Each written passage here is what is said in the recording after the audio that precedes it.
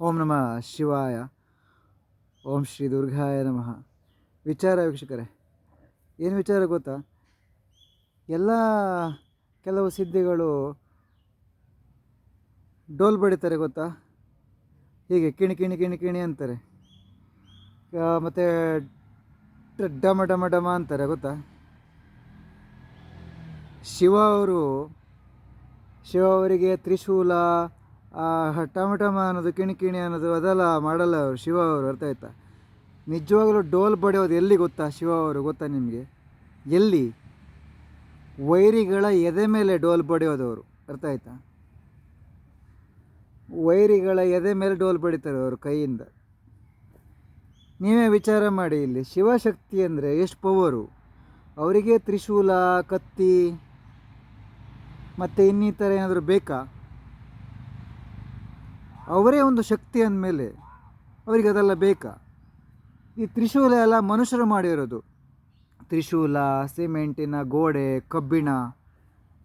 ನಿಮಗೆ ಹೇಳ್ತೀನಿ, ನನಗೆ ಆ ದಿನ ಮುಂಬೈಗೆ ಹೋದಾಗ ನಾನು ಕಬ್ಬಿಣಕ್ಕೆ ಹೇಗೆ ಹೊಡೆದಿದ್ದೀನಿ ಗೊತ್ತಾ? ಈ ಕೈಯಿಂದ, ನನ್ನ ಕೈಯಿಂದ ಶಿವ ಹೊಡೆದಿರೋದು, ನಾನಲ್ಲ.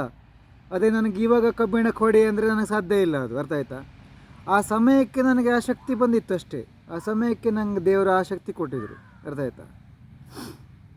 ಹೀಗೆ ಸಮಯಕ್ಕೆ ತಕ್ಕಂತೆ ದೇವರು ಇಲ್ಲಿ ನಮಗೆ ಎಲ್ಲವನ್ನು ಕೊಟ್ಕೊಳ್ತಾ ಹೋಗ್ತಾನೆ. ಆದರೆ ನಾವು ದೇವರಿಗೆ ತಕ್ಕಂತೆ ಇರಬೇಕಷ್ಟೇ, ಅರ್ಥ ಆಯ್ತಾ? ಇದು ವಿಚಾರ.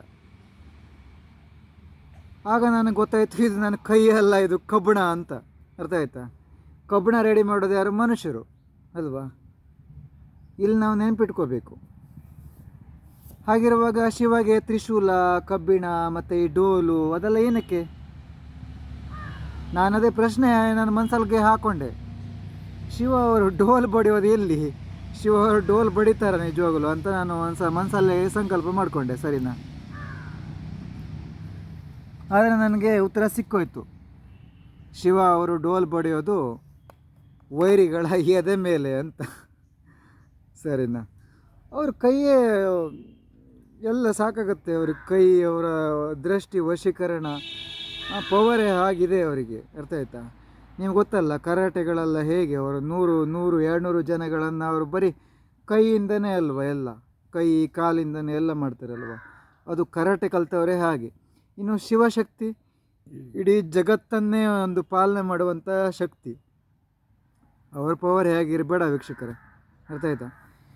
ಇನ್ನು ನಾನು ಶಿವ ಅವರ ಬಗ್ಗೆ ತುಂಬ ವಿಚಾರಗಳನ್ನು ತಿಳ್ಕೊಂಡಿದ್ದೀನಿ. ಶಿವ ಅವರ ಒಂದು ಕತೆ ಬಗ್ಗೆ, ಚರಿತ್ರೆ ಬಗ್ಗೆ ಎಲ್ಲ, ಸರಿನಾ?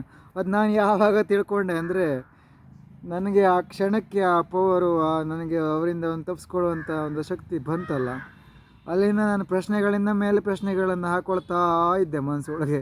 ರಾತ್ರಿ ನಿದ್ದೆನೇ ಮಾಡ್ತಾ ಇರಲಿಲ್ಲ, ಜಾಗರಣೆ ಮಾಡ್ತಾನೆ ಇದ್ದೆ, ಸರಿನಾ? ಇದು ವಿಚಾರ ವೀಕ್ಷಕರೇ, ಅರ್ಥ ಆಯ್ತಾ? ಈ ಸಿಮೆಂಟು, ಗೋಡೆ, ಕಲ್ಲು ಇದೆಲ್ಲ ಏನೂ ಅಲ್ಲ. ನಾವು ಕಲ್ಲಿಗೆ ದೇವರಿಗೆ ಪೂಜೆ ಮಾಡ್ತೀವಿ. ಈಗ ನಾವು ಕಲ್ಲಿಗೆ ಒಂದು ಶಕ್ತಿನ ತುಂಬ್ತೀವಿ ಅಲ್ವಾ? ಹಾಗಿದ್ರೆ ಕಲ್ಲು ಅಂದರೆ ಏನದು? ಕೈಯಲ್ಲೇ ಪುಡಿ ಮಾಡ್ಬೋದಲ್ವ? ನೀವು ಗೊತ್ತಾ, ನೋಡಿದ್ದೀರಾ? ಕೆಲವರು ಕರಾಟೆ ಕಲ್ತವರು ಇಟಂಗಿನ ಹೊಡಿತಾರೆ ಕೈಯಿಂದ, ಹೀಗೆ, ಗೊತ್ತಾ? ಅದೊಂದು ಪವರ್ ಅದು, ಅರ್ಥ ಆಯ್ತಾ? ಆ ಸಮಯಕ್ಕೆ ಬರುತ್ತೆ ಅದು, ಎಲ್ಲ ಸಮಯಕ್ಕೂ ಅಲ್ಲ ಅದು. ಮತ್ತು ಎಲ್ರಿಗೂ ಇರೋದು ಇಲ್ಲ ಪವರ್, ಎಲ್ಲರಿಗೂ ಬರೋದಿಲ್ಲ. ಅದೆಲ್ಲ ಒಂದು ವಿದ್ಯೆ, ಅರ್ಥ ಆಯ್ತಾ? ಈಗ ನಾನು ಹಾಗೆ ಇದು ನಾನು ವಿದ್ಯೆ ಕಲ್ತಿದ್ದೀನಿ. ನನಗೆ ಗೊತ್ತು ಯಾವಾಗ ಶಿವ ಅವ್ರನ್ನ ಕನೆಕ್ಟ್ ಮಾಡ್ಕೋಬೇಕು, ಯಾವಾಗ ಅಮ್ಮನವ್ರನ್ನ ಕನೆಕ್ಟ್ ಮಾಡ್ಕೋಬೇಕು, ಹಾಗೆ ಯಾವಾಗ ಯಾವ ರೀತಿ ನಾನು ಅವತಾರ ಬದಲು ಮಾಡ್ಕೋಬೇಕು, ನನಗೆ ಸಾಮಾನ್ಯವಾಗಿ ಗೊತ್ತು. ಈಗ ಉದಾಹರಣೆ ನೋಡಿ, ನಾನೇ ಈಗ ಕೂದಲೆಲ್ಲ ಬಿಚ್ಚಿಕೊಂಡು ಕುಂಕುಮ ಇಟ್ಕೊಂಡ್ರೆ ಹೇಗೆ ಕಾಣುತ್ತೀನಿ? ರೂಪನೇ ಬದಲಾವಣೆ ಅಲ್ವಾ? ಹಾಗೆ, ಅರ್ಥ ಆಯ್ತಾ? ಅದೇ ಥರ ಇಲ್ಲಿ ನಾವು ಎಲ್ಲವನ್ನೂ ಸಾಧನೆ ಮಾಡ್ಕೊತ, ಸಿದ್ಧಿ ಮಾಡ್ಕೊತ, ಒಳ್ಳೆಯ ಮಾರ್ಗವನ್ನು ಹುಡ್ಕೊಂಡು ಒಳ್ಳೆಯ ನೆಮ್ಮದಿಯ ಸುಖ ಜೀವನವನ್ನು ಕಂಡುಕೊಂಡು ಹೋಗ್ಬೋದು ಅಂತ ಹೇಳ್ತಾ ನಾನು ವಿಡಿಯೋನ ಮುಗಿಸ್ತೇನೆ. ಹಾಗೆ ನೆನಪಿಟ್ಕೊಳ್ಳಿ, ಶಿವ ಡೋಲ್ ಬಡಿಯೋದಾಗಿರಲಿ, ತಮಟೆ ಬಡಿಯೋದಾಗಿರಲಿ ಇಲ್ಲ, ಅರ್ಥ ಆಯ್ತಾ? ಶಿವಶಕ್ತಿ ಅನ್ನೋದು ಅದು ಅಪಾರವಾದದ್ದು, ಅರ್ಥ ಆಯ್ತಾ? ಶಿವ ಅಂದರೆ ಆಲ್ ಇನ್ ಒನ್ ಅವರು. ಅವರಿಗೆ ಅರ್ಧನಾರೀಶ್ವರ ಅಂತಲೂ ಹೆಸರಿದೆ, ಜಡೇಶ್ವರ ಅಂತಲೂ ಹೆಸರಿದೆ.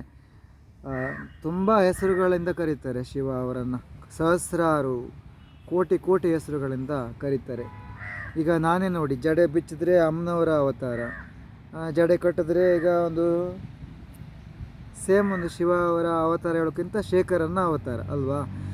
ಶಿವ ಅವರು ಪಾರ್ವತಿ ಕುರಿತು ತಪಸ್ವಿ ಅಲ್ವಾ, ನಾನು ದುರ್ಗಾದೇವರ ಕುರಿತು ತಪಸ್ಸಾಚರಣೆ ಮಾಡೋದು ಅಲ್ವಾ. ಅದಕ್ಕೆ ನಂದು ಅಷ್ಟು ಶಿವ ಅವರ ಮುಖ ಹೋಲಿಕೆ ಬರಲ್ಲ, ಶೇಖರನ ಮುಖ ಹೋಲಿಕೆ ಬರುತ್ತದೆ. ಯಾಕಂದರೆ ನಾನು ಶೇಖರ ಹೆಸರು, ನನ್ನ ನಾಮ ಶೇಖರ. ನಾನು ಶೇಖರ ಹೆಸರನ್ನು ನಾನು ಜಾಸ್ತಿ ಇಷ್ಟಪಡೋದು. ನಾನು ಶಿವ ಹತ್ರ ಕೇಳೋದು ಶೇಖರನಿಗೆ ಸಿದ್ಧಿ ಕೊಡು ಅಂತಾನೆ ಅಲ್ವ. ನಾನು ಹೇಗೆ ಶಿವ ಆಗೋಕ್ಕಾಗುತ್ತೆ. ಆದರೆ ಶಿವಶಕ್ತಿ ನಮಗೆ ಸಪೋರ್ಟ್ ಮಾಡ್ತದೆ. ಈಗ ದುರ್ಗಾದೇವ ಶಕ್ತಿ ನಮಗೆ ಸಪೋರ್ಟ್ ಮಾಡ್ತದೆ, ಅರ್ಥ ಆಯ್ತಾ. ಹೀಗೆ ಅಂದರೆ ಅವರ ಒಂದು ಅವತಾರ ನಾವು ಹೊಂದ್ಬೋದು, ಅವತಾರ ನಾವು ಯಾವ ರೀತಿ ಬೇಕಾದರೂ ಬದಲು ಮಾಡ್ಕೋಬೋದು. ಆದರೆ ನನ್ನಲ್ಲಿ ನೋಡಿ, ಈಗ ಶೇಖರನ ಮುಖದ ಕಳೆಯೂ ಇದೆ, ಶಿವ ಅವರ ಒಂದು ಮುಖದ ಕಳೆಯೂ ಬರ್ತದೆ. ಹೀಗೆ ಎಲ್ಲವೂ ಇದೆ, ಏನು ಇಲ್ಲ ಅಂತ ಏನಿಲ್ಲ ಅಂತ ಹೇಳ್ತಾ ನಾನು ವಿಡಿಯೋನ ಮುಗಿಸ್ತೇನೆ. ಓಂ ಶ್ರೀ ದುರ್ಗಾಯ ನಮೋ ನಮಃ.